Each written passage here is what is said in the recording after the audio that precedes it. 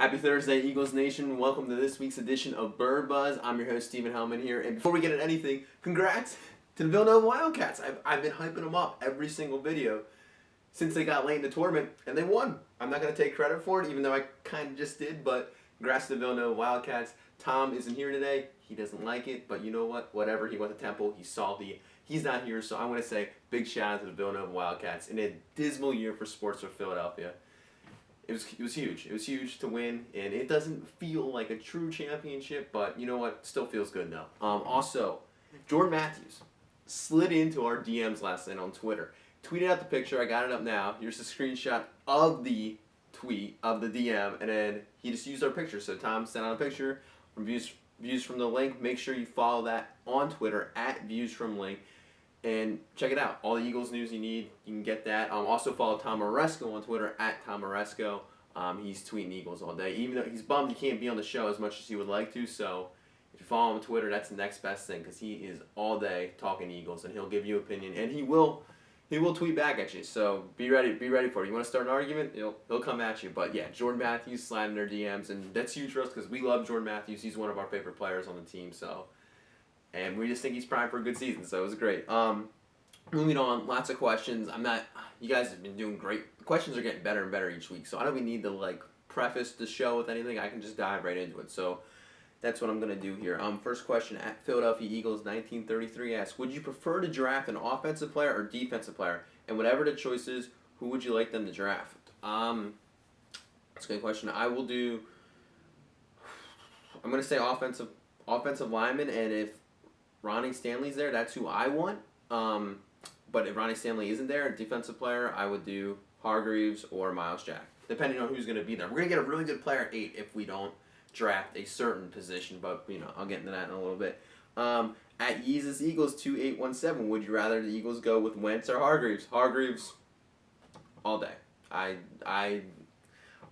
I'm going to get more into the QBs as we go, so I'm just going to leave it at Hargreaves, but you got an elite talent with this guy at cornerback, and you got a question mark at the quarterback position. I'm telling you, this Hargreaves guy can ball. So, at Tim Wack asks, why are the Eagles even thinking about drafting a QB when we already have 2 decent QBs? Should we get an RB?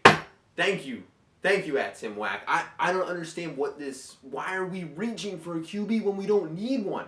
That's what bugs me. If we really, really needed a QB, if we didn't have anyone, then yeah, reach for a QB. But we have Sam Bradford. So let's draft a guy where we don't have to trade our picks. Let's draft a guy in the 3rd round that we can groom because we're reaching for a QB that might not be good. Well, you don't even need one. It makes no sense to me. Shouldn't we get an RB? I would rather get any position besides a quarterback because we don't necessarily need a quarterback. There's so many good players with that 8th pick that we can get. Don't waste it. Average Savage 1, is Wentz really worth it? Well, after seeing how I just reacted to the previous question, I do not think he is. Listen, I think he could be a good player, but we don't need to trade up. We have other needs right now, and we have with the talent in this draft, that non-quarterback position is just so stocked. Why? We have a golden opportunity to get a great player that's going to be here for a long time, and then you have a question mark with the quarterback position when you already have a quarterback. It's just not worth it to me. And Sean Davis asks, asks, good question here. If you had the chance to get Deshaun or Macklin back, who would you choose and who would it be?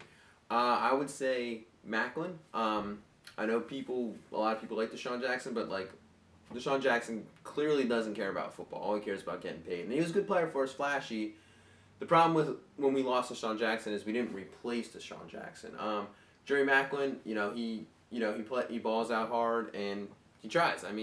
I like Jeremy Macklin, but unfortunately we lost out in the bidding, and the Chiefs are losing draft picks because they tampered with the free agent process of getting Macklin. So who knows? Maybe we could have still had Macklin, but we'll never know. But I personally would rather have Macklin just because I don't like Deshaun's attitude. Dylan Doppelmayr asks, pick 1 or 8, which would you rather have? Well, pick 1 would be cool, but if we have to sell the farm for it, then no, I don't want it. So I'm fine with sitting at pick number 8. I still think you get a really good player there, and Yeah, no, I think you got to stay at pick 8 because trading all the way up to pick 1 is really going to cost you. At JBrad13S, do you think it's necessary to try and trade up for a QB this year? Absolutely not. I think this draft, I don't see the talent. I don't see the huge talent gap between Paxton Lynch, Jared Goff, Carson Wentz, and Christian Hackenberg, and Dak Prescott, and Connor Cook. There is a talent gap, but it's not to the point where you're like, oh man, if we don't get one of these 3 guys, we're screwed. We're screwed. It's not. I don't think it's like that. You have Sam Bradford, draft a guy that you like, that you think is going to fit your system. I'm leaning towards Dak Prescott, and groom him. I think that's the way to go. And you just get such a good guy at number 8 that if you don't waste it on a quarterback. Nate Dorley asked, last question here. Do you like the idea of giving up our number 1 pick next year for the number 1 overall pick? I think that might be worse to me than trading Fletcher Cox, because what if you need that first round pick next year to get a quarterback? And I think the quarterback class, don't quote me, but I'm pretty sure the quarterback class is going to be better next year than it is this year. So to trade your first round pick next year and this year's first round pick for a guy that might be good, to me it's just such an unnecessary risk where you already have a quarterback and you already have time to bring someone else in that you can groom that doesn't need to come in and start right away. It doesn't make any sense to me. And if you use Fletcher Cox to trade up to that number 1 pick, if you would lose Fletcher Cox, he is getting double teamed every single play out there. He is clogging up the middle. If you lose that, teams are going to be running all over us again. Quarterbacks are going to have more time to throw the ball. You're going to see it's going to negatively affect the defense as a whole. While Fletcher Cox may not, he does have pretty good stats, but he may not stuff the stat sheet. It's because he was constantly getting double teamed last year. This year, in a 4-man front, he's probably still be getting double teamed, to be honest, but he's going to be able to get in there and get more pressure. You got to keep Fletcher Cox because he's your best defensive player. Your team is not going to get better by trading their best defensive player. That kind of rhymed a little bit, but seriously, how can your team get better on defense if you trade away your best defensive player? I don't see it.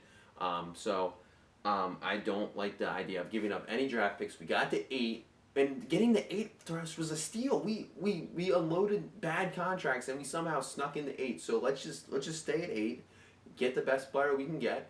And yeah, I really hope the Eagles don't. They've done everything I really like so far this offseason, so this would be like, I'd be so salty if they traded up and did something what I think is stupid. Thanks for joining me, guys. I will see you on Monday for the weekly chirp. Have a great weekend and enjoy the weather. Baseball is back, so I'm stoked on that. So have fun outside, play in the sun, do whatever you want to do. I'll see you guys next time.